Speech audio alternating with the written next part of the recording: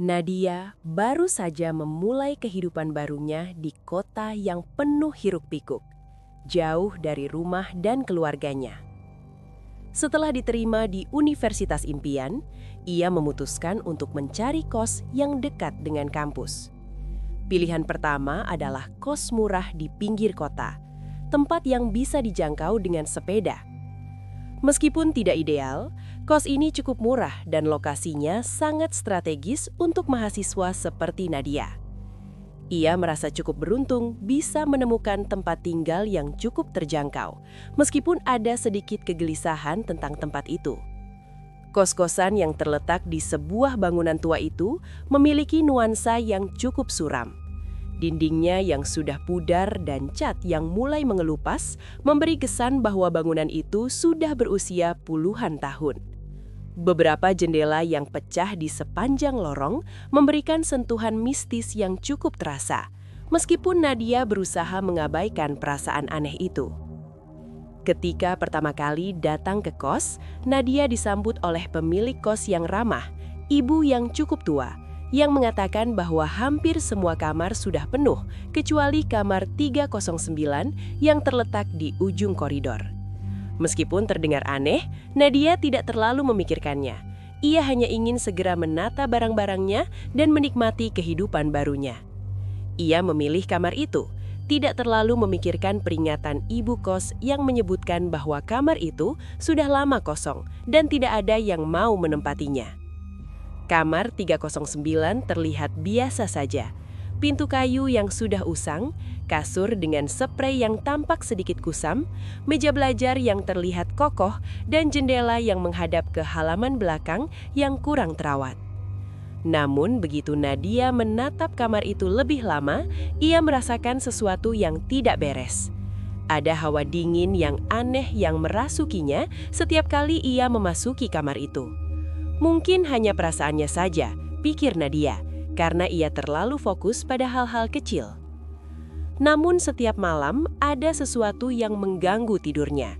Suara langkah kaki yang terdengar begitu jelas berderap di lantai koridor berhenti tepat di depan pintu kamar 309 dan kemudian terdengar ketukan 3 kali, seperti ketukan dari seseorang yang sudah terbiasa melakukan ritual itu. Nadia yang terjaga setiap kali mendengar suara itu merasa bingung dan cemas. Siapa yang bisa berada di luar kamarnya pada jam-jam seperti itu? Tidak ada teman atau penghuni lain yang pernah ia lihat berada di luar kamar 309. Suara langkah itu selalu datang saat malam hampir larut, sekitar pukul 2 pagi, ketika seluruh penghuni kos lainnya sudah tertidur.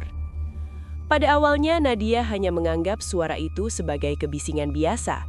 Mungkin itu suara tetangga yang lewat, atau suara langkah kaki dari luar yang tidak sengaja terdengar jelas ke dalam kamarnya. Tapi suara ketukan itu selalu datang dengan pola yang sama, 3 ketukan yang memekakkan telinga. 3 ketukan yang menandakan kedatangan sesuatu yang tak terlihat. Setelah beberapa malam mendengarnya, Nadia mulai merasa tidak nyaman. Ia merasa seolah-olah ada seseorang yang mengawasinya. Pintu kamar yang terkunci rapat, jendela yang tertutup rapat, dan segala sesuatu di sekitarnya terasa sangat hampa. Namun perasaan itu semakin mengganggu setiap malam. Setiap kali suara langkah itu datang, Nadia merasa semakin takut. Ia pernah mencoba untuk membuka pintu dan melihat siapa yang ada di luar, namun tidak ada siapapun. Yang ada hanya lorong yang gelap dengan lampu koridor yang termaram. Ia merasa aneh, karena meskipun tak ada penghuni lain yang terlihat, suara langkah kaki itu selalu datang, seperti sesuatu yang terus berputar tanpa henti. Pada suatu malam, setelah beberapa minggu mendengar ketukan yang sama, rasa penasaran menguasai Nadia. Ia tidak bisa menahan rasa takut dan ingin tahu lebih banyak. Apa sebenarnya yang terjadi di depan kamar itu? Kenapa hanya kamar 309 yang selalu mendapat kunjungan pada jam-jam aneh? Nadia memutuskan untuk mengintip melalui lubang kunci kamar 309. Dengan hati-hati, ia mendekati pintu dan menempelkan matanya di lubang kunci. Jantungnya berdegup kencang. Ketika pandangannya melewati lubang itu, ia melihat seorang perempuan berdiri membelakanginya di dalam kamar yang seharusnya kosong. Perempuan itu mengenakan pakaian yang tampak sudah lama, seperti pakaian yang tak pernah diganti selama bertahun-tahun. Rambutnya yang panjang terurai menutupi sebagian besar punggungnya. Ia merasa ada yang sangat salah dengan apa yang ia lihat, namun ia tidak bisa mengalihkan pandangannya. Perempuan itu berdiri sangat diam, seperti tidak bergerak sama sekali. Nadia merasa semakin tercekik oleh ketakutan yang semakin mencekam. Perlahan perempuan itu menoleh. Ketika wajahnya terlihat jelas, jantung Nadia hampir berhenti berdetak. Wajah perempuan itu adalah wajahnya, wajah Nadia sendiri. Terkejut dan bingung, Nadia mundur, hampir terjatuh, namun ia tidak bisa bergerak. Wajah perempuan itu tersenyum dengan ekspresi yang sangat asing, seolah-olah ada sesuatu yang tidak wajar dalam senyuman itu. Tak ada kata-kata yang keluar dari mulutnya, namun Nadia bisa mendengar suara halus yang datang dari dalam kamar. "Akhirnya, kamu datang menggantikanku." Suara itu terdengar begitu pelan, namun sangat jelas di telinganya. Nadia merinding, tubuhnya gemetar tak terkendali. Perasaan takut yang tidak bisa ia jelaskan mulai merasuki setiap saraf tubuhnya. Ia merasa terjebak dalam sebuah mimpi buruk yang tidak bisa ia bangunkan. Nadia berlari keluar dari kamarnya dan menuju kamar mandi, mencoba untuk menenangkan diri. Namun suara itu terus bergema di dalam kepalanya. Keesokan harinya, Nadia terbangun dengan perasaan kacau.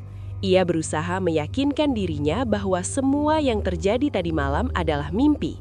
Namun meskipun ia coba mengabaikan perasaan takutnya, ada sesuatu yang sangat tidak wajar di kamar 309. Setiap kali ia melewati lorong yang gelap, ia bisa merasakan ada sesuatu yang mengawasinya. Bahkan ketika ia berada di luar, suara langkah kaki yang tidak pernah berhenti itu tetap ada, seolah-olah mengikuti setiap langkahnya. Suatu hari, Nadia memutuskan untuk mencari tahu lebih banyak tentang kamar 309 dan penghuni sebelumnya. Ia bertanya kepada ibu kos tentang sejarah kamar tersebut. Ibu kos yang awalnya enggan untuk bercerita, akhirnya mengungkapkan sesuatu yang sangat mengejutkan. Ternyata kamar 309 dulunya dihuni oleh seorang mahasiswi yang memiliki penampilan hampir serupa dengan Nadia. Mahasiswi itu sangat tertutup, tidak pernah bergaul dengan penghuni kos lainnya, dan tiba-tiba menghilang tanpa jejak. Beberapa minggu setelah ia menghilang, beberapa penghuni kos mulai melaporkan mendengar suara-suara aneh, langkah kaki, dan ketukan di pintu kamar 309. Namun, lebih menakutkan lagi, beberapa penghuni yang pernah tinggal di kamar 309 mengaku Vira seperti ada yang menggantikan mereka, seperti ada entitas lain yang mengambil alih kehidupan mereka. Nadia mendengarnya dengan terbelalak. Semua hal yang ia alami mulai memiliki penjelasan yang mengerikan. Ia merasa dirinya terjebak dalam sebuah takdir yang tidak bisa ia hindari. Mengapa wajahnya terlihat sama persis? Mengapa suara itu terdengar begitu familiar? Hari-hari berikutnya terasa semakin berat. Ia tidak bisa tidur, tidak bisa makan dengan tenang. Setiap kali ia memasuki kamar 309, ia merasa ada sesuatu yang menunggu di dalamnya.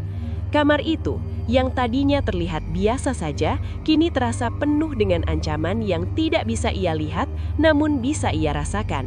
Nadia merasa bahwa ia harus segera menemukan jawaban atas apa yang sebenarnya terjadi. Ia merasa terjebak dalam kamar itu, terjebak dalam bayang-bayang perempuan yang tak dikenalnya. Malam demi malam, suara langkah kaki itu kembali terdengar. 3 ketukan di pintu kamar 309 selalu datang dengan pola yang sama, seolah-olah ada sesuatu yang menunggu untuk menggantikannya. Nadia tahu bahwa ia tidak bisa lari dari kenyataan ini. Kamar 309 bukan hanya tempat tinggal, tapi juga tempat yang menyimpan rahasia gelap tentang dirinya. Ia harus menghadapi kenyataan yang selama ini ia coba hindari, bahwa ia bukan hanya penghuni kamar itu, tetapi bagian dari sejarah gelap yang tak pernah benar-benar selesai. Dan malam itu, saat ketukan 3 kali kembali terdengar, Nadia tahu bahwa waktunya sudah tiba. Ia harus membuka pintu itu, ia harus menemui apa yang menunggu dia di dalam kamar 309. Dengan napas yang terengah-engah, Nadia melangkah maju ke dalam kamar itu, siap untuk menghadapi apapun yang ada di sana. Sebuah perasaan berat menekan dadanya, tetapi ia tahu bahwa hanya dengan cara ini, ia bisa mengakhiri kisah gelap yang telah mengikat dirinya. Kamar 309 adalah kunci untuk mengungkapkan kebenaran, dan Nadia tidak akan lari lagi.